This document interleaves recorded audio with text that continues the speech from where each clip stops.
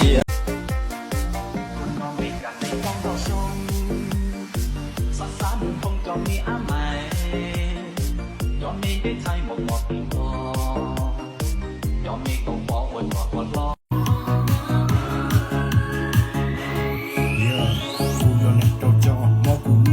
chỉ mới lên cái vỏ vì cũng quan niệm một thả tôi chiếc một đầu cũng như xe lưu lên gió cũng mẹ cũng muốn được thiết tao bóng chỉ giờ lúc thì cũng sẽ thiết được không mà đi một cái đôi chiếc một sao chỉ lưu lên tôi còn nếu mua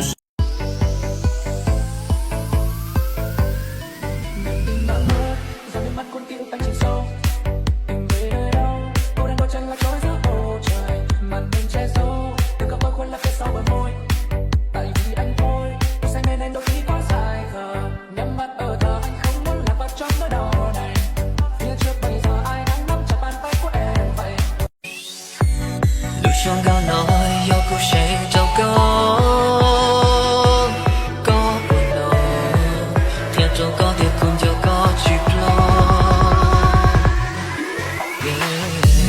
cho trong họ để coi nhau tu cùng lu ý chỉ muốn lu người tu lòng tao có khó chờ.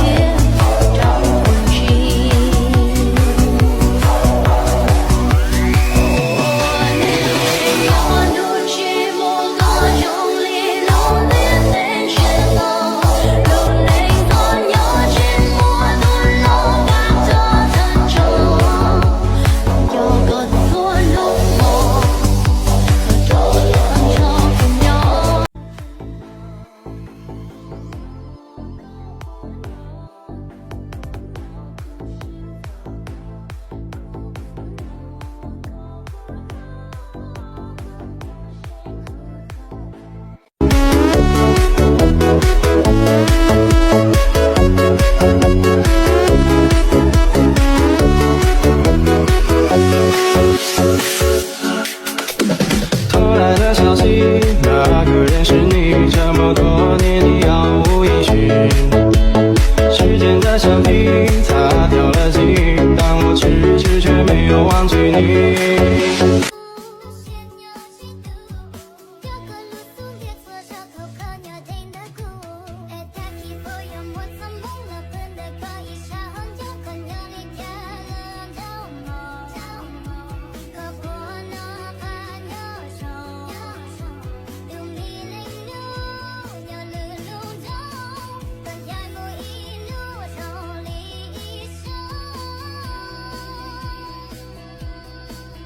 Có 2 tuần anh xuống. Không cần biết, chỉ nói là đi nhà nghỉ mấy lần là được rồi.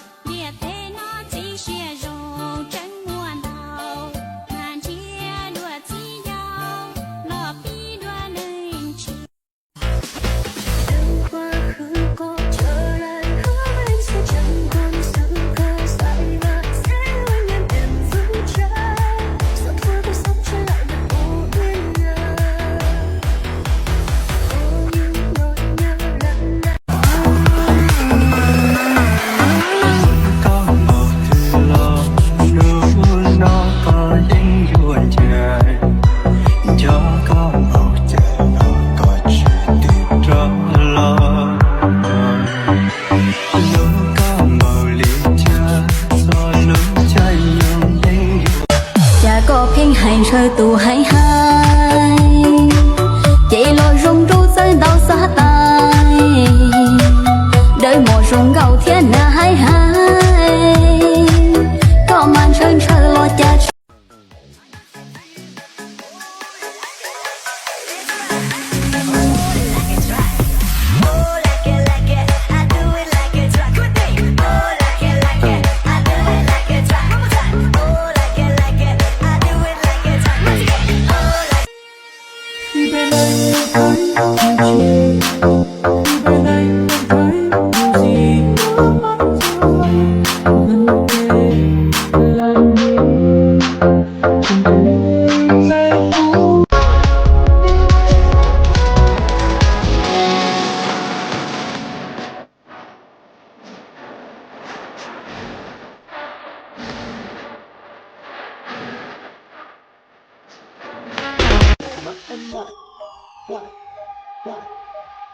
ไม่มี